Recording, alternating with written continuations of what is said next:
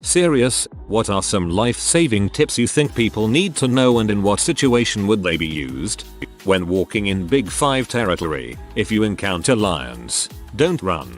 If they come towards you, growling, it's to say you are too close, but they will not attack you. Just walk away slowly and don't lose sight of them, or stand your ground. Intelligence is your biggest weapon. Then shout and clap your hands and they will run away. Source: I'm Kruger Wildlife Guide, with more than 10 encounters with wild lions in the last year. Seriously, don't run. Also, lions are way faster. If you're being tied up, puff yourself out as much as possible so it'll be easier to wiggle out of. Tense muscles. Inhale deep and stretch out your arms and legs to make more space. That's what horses do to get a looser saddle strap on their belly. If you're performing CPR on someone who stopped breathing, heart has stopped, don't stop until EMTs take the body away. Don't stop after 2 minutes thinking, well, that didn't work. CPR typically won't cause the victim's heart to suddenly start and or for them to jerk awake. It's mostly to force blood circulation to prevent brain death. You're not forcing life into them, you're preserving a corpse to keep a revivable state. Tips for cold weather: dress in layers, holds heat in better. Stay dry. Protect your feet, hands, and face. If you plan on going long distances, have a plan to move on top of the snow and let people know where you are going. Never go on ice unless it is at least 4 inches thick. 6 inches if you have a snowmobile. 8 inches for a small car. 12 inches for medium trucks. Clear ice is stronger than snow ice. Always watch for signs of frostbite and hypothermia. Protecting your feet, keeping them dry, is huge in any survival situation. If a service dog comes to you for attention, immediately locate their owner. They could be using a last-ditch effort to get help.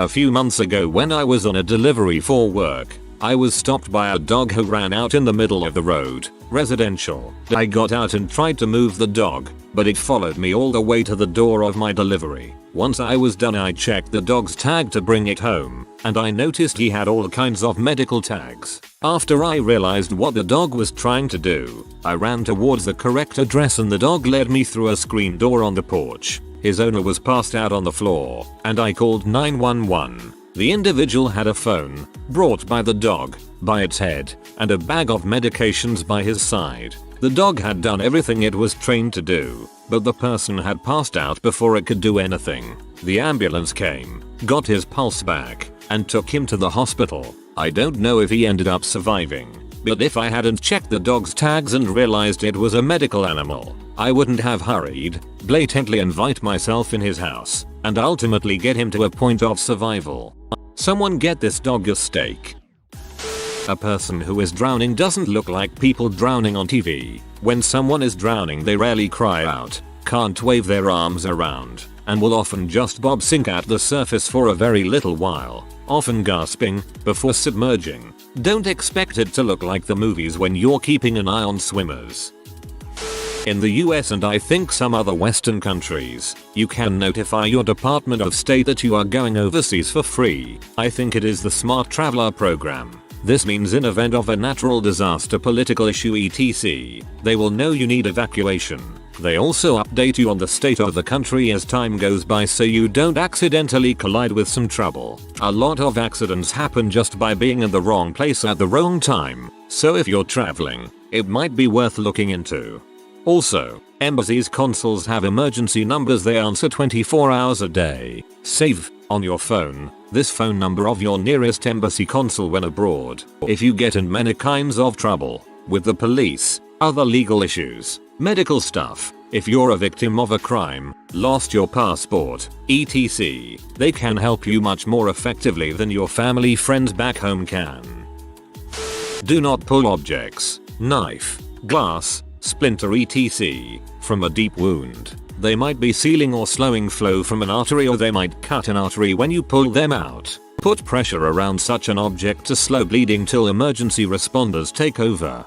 If it's in someone's eye, don't pull it out. Wrap it to secure if possible. Cover both eyes to minimize them trying to look around and cause damage.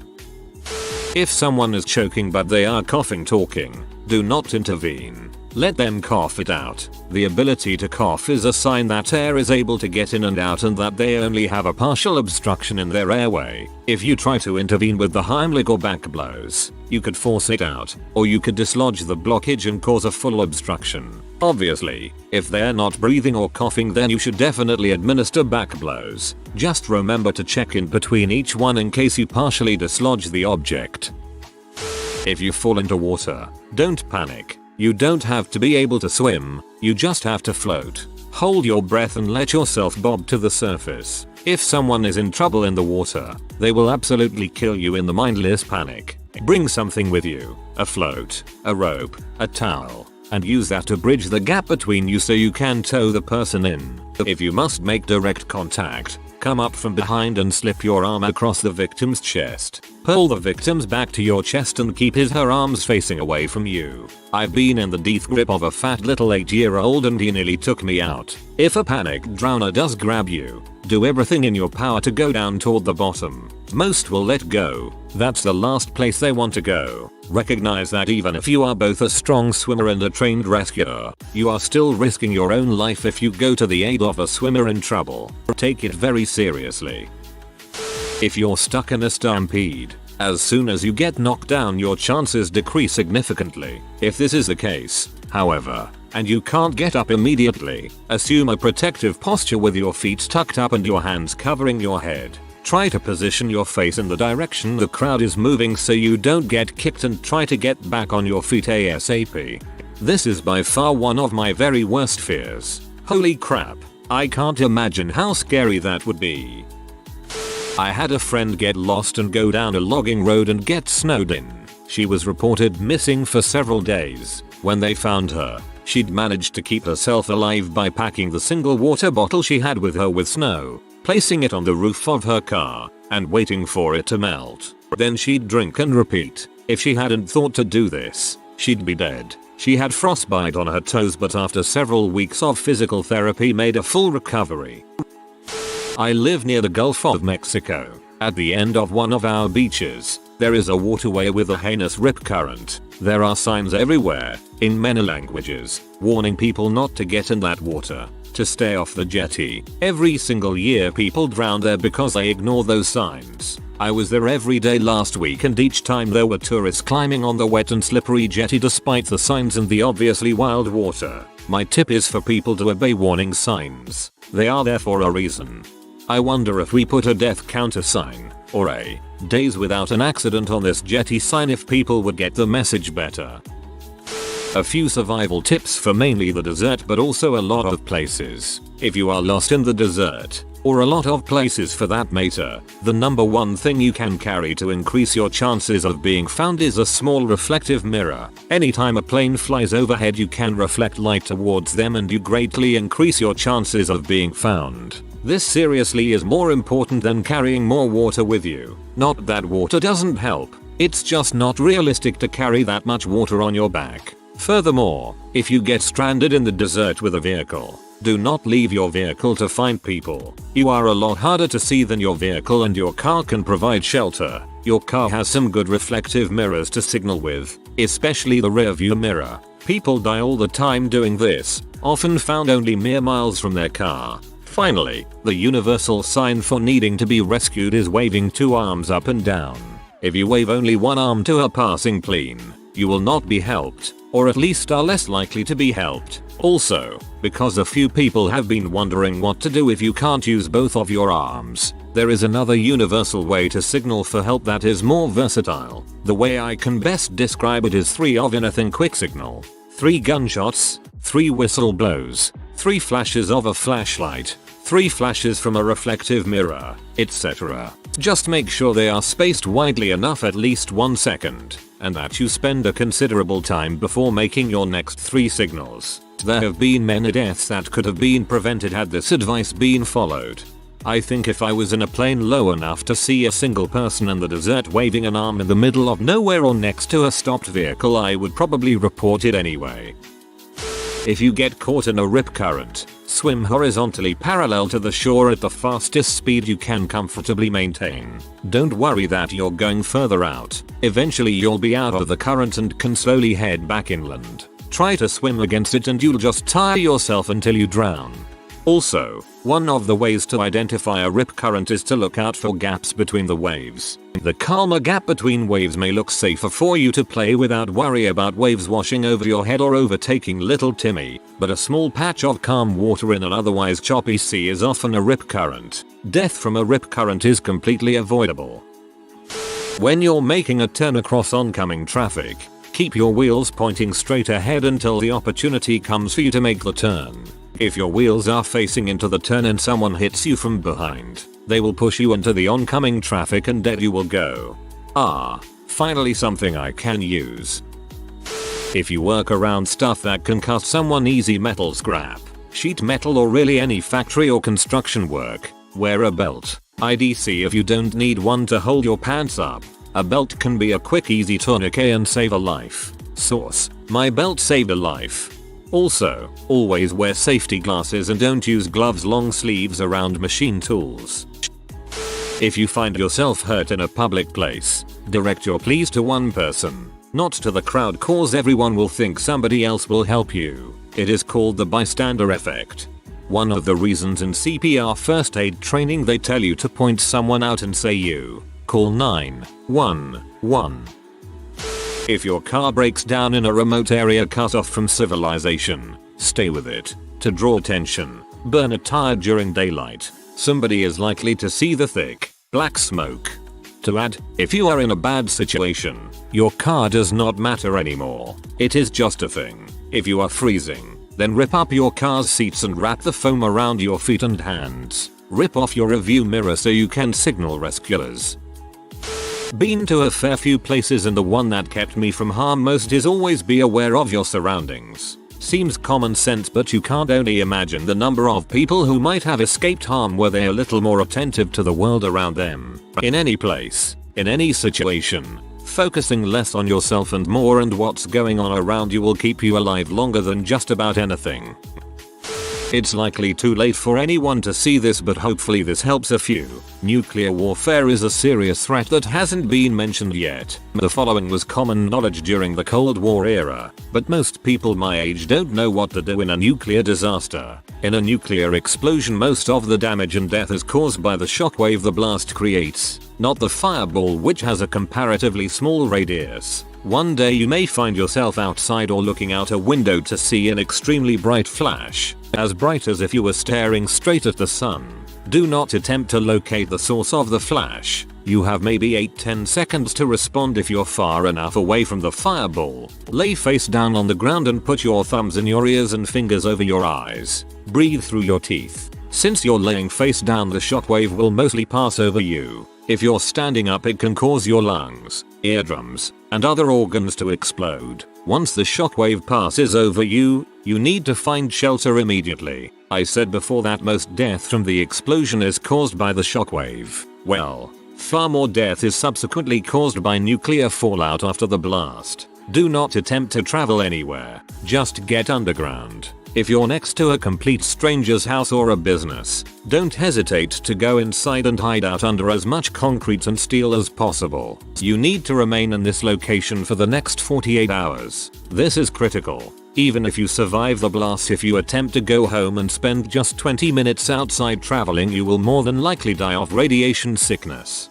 Radioactive material after a blast decays exponentially, and you will be safe to try and find your loved ones after 48 hours. If you don't wait this out, you definitely won't be alive to find them. When you're ready, you need to leave the city and get as far from the fallout as you can. I haven't thought about this stuff for years. Interesting how it comes in waves. They should teach this again in schools. I think the overall thing to keep in mind is that in high stress moments you will not rise to the occasion, but you will sink to your level of training. Like Mike Tyson said, everyone hath a plan until they get punched in the mouth. Such good advice in threads like these, where everyone gives complex advice like, if someone throws a knife at you, look at the knife to see if it's carbon steel. If it is, a well-placed strike with a nearby rock, must contain quartz, will shatter it in midair. Posted before but relevant here. If you see someone wearing a motorcycle helmet have an accident, do not pull their helmet off for any reason. By all means, loosen the chin strap. but leave the helmet on and let the paramedics or doctors deal with it. You don't know what that helmet is holding together. Same thing with children and car seats. If you're in an accident, do not take children out of their car seat, no matter how much they're crying. If you think you're being followed, turn right 4 times. Since you'll get to the same place, they shouldn't be following you anymore. If they do, you might be in trouble. Since it's a common warning that you shouldn't go home when you think someone is following you, the smartest is to go to a police station. If someone is beating you and you can't resist, the best is to lie on the ground and cover your head. This is usually known because it obviously protects the most important place in your body, but it is also important because it will make the aggressor feel guilty and probably leave you. If you ever get lost, the first thing to do is stop moving, sit down, stop freaking out, and think. If you give in to panic and lose your head, you can screw things up so badly for yourself that help will never find you. Remember the rule of 3. Starvation will kill you in 3 weeks. Thirst will kill you in 3 days. Cold will kill you in 3 hours. Lack of oxygen will kill you in 3 minutes. Panic will kill you in 3 seconds. To add on to this, I've heard that spending 3 months alone is enough to drive most people crazy and break their minds, or something. Something I've seen on Reddit before. When getting a new home apartment, get a carbon monoxide detector. They are cheap and can save your life. If you're outside in a lightning storm and your hair starts floating, seek immediate shelter. You're about to be struck by lightning. If immediate, within 15 seconds of movement, shelter is not available, put both your feet together, squat down on the balls of your feet, and grab your ankles. If you're struck, this will give the lightning a direct path down to the ground and hopefully minimize damage. If a known diabetic person faints, gets dizzy, give them something sugary immediately. If they got sick because of high sugar levels, hypoglycemia, the repercussions of increasing their sugar won't be as terrible as the damage caused if no action is taken. Giving that little amount of sugar, if they fainted due to a hypoglycemic episode, can be life-saving. Kids don't float. For a number of reasons, kids aren't as buoyant as adults. Kids should always wear a life vest when in a boat of any sort, as well as when playing around streams, ponds, lakes, oceans, etc. A small child can drown in no time. In many places there are laws requiring kids to wear life vests in boats. Where I live, vests are also required at public recreation areas. Fire departments even have free loaners. Those inflatable armband flow-eyes wings aren't sufficient. They can easily slip off or the KD will take them off. They can pop. They also give adults a false sense of safety and not watch the kids closely enough. And, don't forget that a drowning kid may be perfectly silent. No thrashing around or crying out. Just quietly not breathing. Never take your eyes off a small child in the water. Period. Never use water wings. Not only are they insufficient for life saving, they hinder learning the proper motion to swimming. If you go hiking, always tell someone where you are going and when you should be back. When you arrive, leave note on your dashboard that says where you are going and expected time back. If you realize that you are lost and can't reasonably find your way back to a trail, stay put. It is common to watch survival shows where they say follow a river or a fence so that you find people, but this often ends up in death. Common search techniques benefit more from you not moving, so they only have check each area once. Putting the note on the dashboard will make you an easy target for theft. Instead, put it in the car somewhere not visible. If the person you notified of your trip contacts the authorities, they will go into your car to look for clues on your whereabouts. How to use a EpiPen. It's for when someone is having a severe allergic reaction. Super easy and most models are the same. Take pen, auto-injecting syringe, out of tube. Then take the blue safety cap off the non-injecting end. Stab with a swinging motion the orange needle end firmly into the affected person's outer eye. You won't see a needle, it pops out when the orange end is depressed. There is no need to remove basic cloths pants first. You will hear and feel a click pop. Hold it there for a few seconds. Call your emergency response number if someone hasn't already. I've also heard it as blue to the sky, orange to the thigh. My mom has serious allergies, so that's what I was told as a kid. For the love of God, if someone is having a seizure, do not put a spoon or any other object in their mouth to prevent them swallowing their tongue. Don't be a polite victim. you're probably a nice person and want to behave within society. But if you're being mugged, it's because the bad guy doesn't care about kindness, nor does he deserve yours. Shout, run, make sure everyone around you know what's happening. Say out loud what you think the mugger intentions are. Don't be afraid of making the mugger uncomfortable. That's the point. Once there's at least one person aware of the situation, that's not you nor the mugger, of course, freaking run. FAST, which is a way to identify if you or someone else is having a stroke. Facial drooping, a section of the face, usually only on one side, that is drooping and hard to move. This can be recognized by a crooked smile. ARM weakness, the inability to raise one's arm fully. Speech difficulties, an inability or difficulty to understand or produce speech. Time. If any of the symptoms above are showing, time is of the essence. Call the emergency services or go to the hospital. I think I'll remember this for a long time, mainly because the NHS had a big campaign to make people more aware of this a few years ago. If you get an infection in your arms or legs and it is hot to the touch or streaking, take a picture and go to urgent care or the ER. Skin infections can cause loss of limb or your life if they go unchecked. I got cellulitis in my arm and went to the doctor, got meds and they took a sample to culture. The next day I went to the ER and the doctor was concerned until I showed him photos from 1 hour, 2 hours, 4 hours, 12 hours and 24 hours ago. They fast tracked me and got me into a room and on IV antibiotics ASAP, which saved my arm. The tone of the doctor changed from mild concern to near panic when he saw the photos and how quickly the infection had spread. From the time I entered the ER to the time I made it to the room, my arm swelled up and the red streaks had spread even faster. If you ever need to break your car window, all headrest attach and the metal ends are meant to be used to break the glass. Helpful if you are in a sinking car. Not all headrests attach. In newer vehicles it's becoming less likely due to active head restraint technology. Better to have a combo seatbelt cutter and window breaker stored within reach of the driver.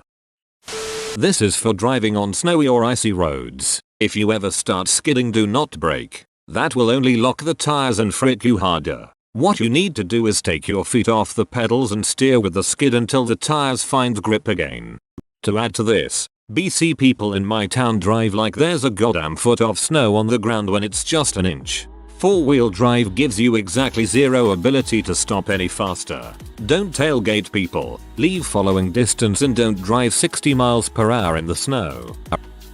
If it's brown, lie down. If it's black, fight back. If it's white, you're fricked. For bear encounters, I've met so many casual hikers in bear country with no idea there's bears in the same woods as them. If it's white, good night.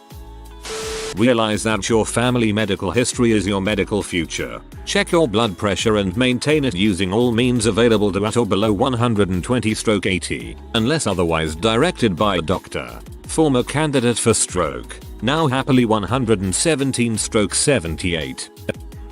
Carry a basic first aid or emergency kit in your car on your person work home. Everyone laughs at me for this. I have a kit I added a whole bunch to. Mylar, little snacks, etc. Not just for doomsday prep, but imagine you get stranded in a storm or snow, or like a comment above mentions a dessert. Having some water, food, Mylar blankets, and some others could very well save your life until you can be rescued. Not only this, but my work first aid kit sucks. Legit. Some tiny band-aids and a few alcohol wipes. I've gotten bad wounds that weren't hospital go home worthy but would have been a B to go the rest of the shift without a bandage. My little sister had a bad bug bite. They weren't laughing when I had sting relief. My co-worker forgot her lunch. I gave her one of the bars, a fruit snack, and shared some of my lunch. If you are new to the channel, you can subscribe. I publish new videos every day. Until then, check another video.